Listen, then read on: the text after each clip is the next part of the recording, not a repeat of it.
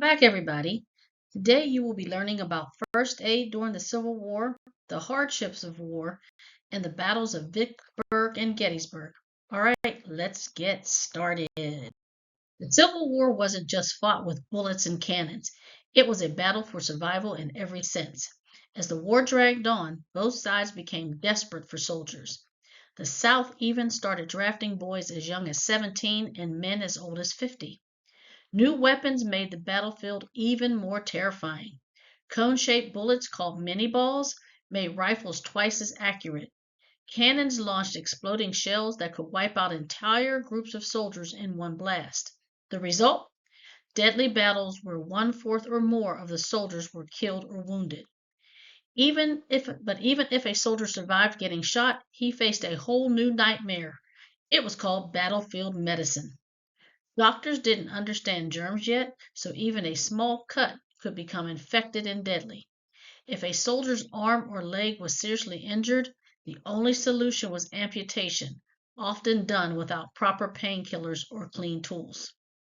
Disease was an even bigger killer than the battle wounds.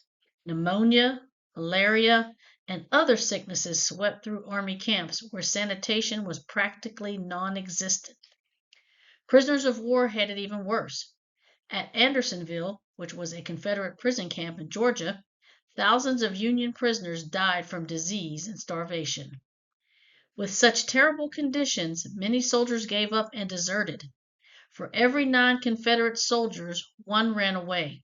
In the Union Army, it was even worse. 1 in every 7 soldiers ran away. Most soldiers were under 21, but war forced them to grow up fast. They marched and drilled for hours, slept on the ground in rain and snow, and learned to stand firm while cannons shook the earth and bullets flew past their heads.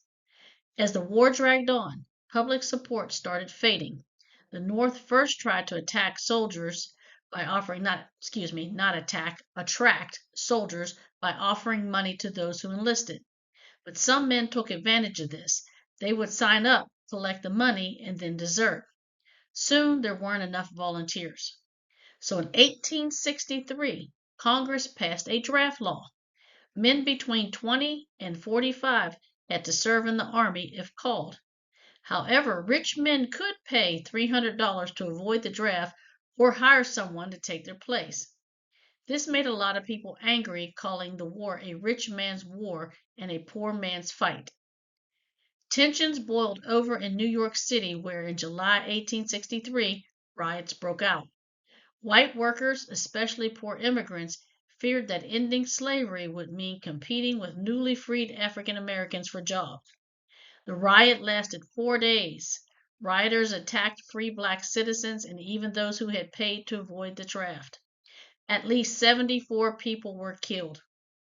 President Lincoln took strong action, suspending habeas corpus, which habeas corpus is the right to a trial before being jailed.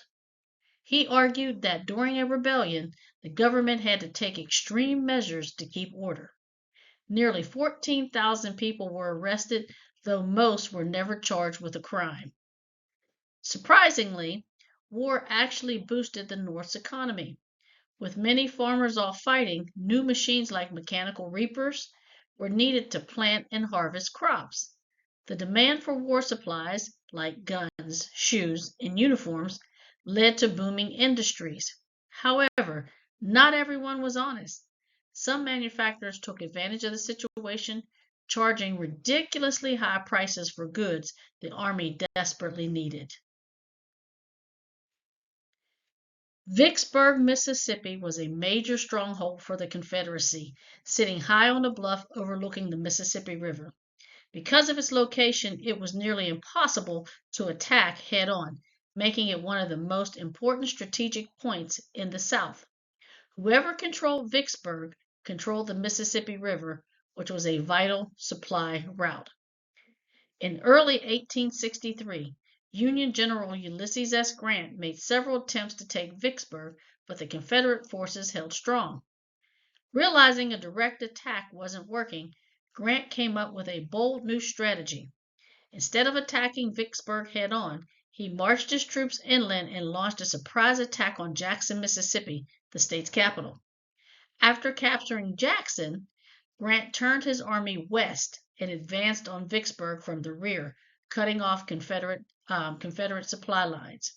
For more than 6 weeks, Grant's forces surrounded Vicksburg in what was known as a siege. And a siege is a military tactic where an enemy position is completely encircled and bombarded until they have no choice but to surrender. The people of Vicksburg endured constant shelling, food shortages, and unbearable conditions. Civilians and soldiers alike were forced to dig caves in the hillside to escape the bombardment, and many were reduced to eating rats and shoe leather just to survive. Finally, on July 4th, 1863, the Confederate troops inside Vicksburg surrendered. This was a huge turning point in the Civil War. With the Union now in control of the Mississippi River, the Confederacy was split in two, making it much harder for them to move troops and supply. The victory at Vicksburg, combined with the Union success at Gettysburg just one day earlier, gave the North a major advantage and marked the beginning of the end for the Confederacy. Well, now let's talk about the Battle of Gettysburg.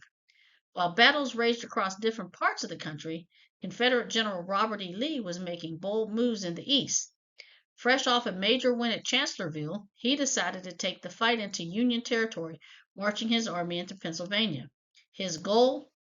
To catch the Union off guard, weaken their morale, and maybe even threaten Washington, D.C. But the Union wasn't about to let that happen. On June 30th, 1863, Union forces under General George Meade crossed paths with Lee's army near the small town of Gettysburg. Neither side had planned to fight there, but once the first shots were fired, there was no turning back. What followed was a brutal 3-day battle, one of the most significant turning points of the Civil War. Well, here it goes. Let me tell you how this breaks down. On day one, that's when the battle begins. The Confederates struck first, forcing the Union Army to retreat through the town of Gettysburg. However, instead of falling apart, Union forces dug in on Cemetery Hill, a strong defensive position just south of town. The high ground would prove to be a major advantage in the coming days. On day two, you had fierce fighting on the flanks. Lee was determined to break the Union line. He ordered attacks on both ends, Little Round Top on the Union left and Culp's Hill on the right. The fighting was vicious, with hand-to-hand combat and massive casualties, but the Union troops held strong. Despite Lee's efforts, his army couldn't break through. Now on day three, that's when you had Pickett's charge, which was a desperate gamble. Frustrated that attacks hadn't cracked the Union defenses, Lee decided to go all in. He ordered General George Pickett and 15,000 Confederate soldiers to charge straight into the center of the Union line. It was a desperate move. The Confederates, I just lost my place. The Confederates had to march across nearly a mile of open fields under relentless Union artillery and rifle fire. Cannon blasts ripped through their ranks and soldiers fell by the thousands. A Union soldier later described the terrifying sound as a vast, mournful roar. Against all odds, some Confederates made it to the Union line, but they were vastly outnumbered and quickly overwhelmed. The charge was a disaster. More than half of Pickett's men were killed, wounded, or captured. When Lee saw the carnage, he took full responsibility, saying, and I quote, "It's all my fault." Lee had no choice but to retreat, and his army limped back to Virginia. The Battle of Gettysburg was a crushing defeat for the Confederacy. From this point on, Lee would never again attempt an invasion of the North. The Union had turned the tide of the war. Though the fighting was over, the battle left behind unimaginable destruction. Over 50,000 soldiers killed, wounded, or missing. Months later, President Abraham Lincoln would stand on that battleground and deliver the Gettysburg Address, reminding the nation that the war was about preserving freedom and democracy. Gettysburg wasn't just a battle, it was a defining moment in American history. Well, that's all for today. Please join me next time where I will be talking about Lincoln's Gettysburg Address and Total War. Keep studying and remember, the past shaped today, but you shape tomorrow. Make it count. Have a good one. See you next time. Bye bye.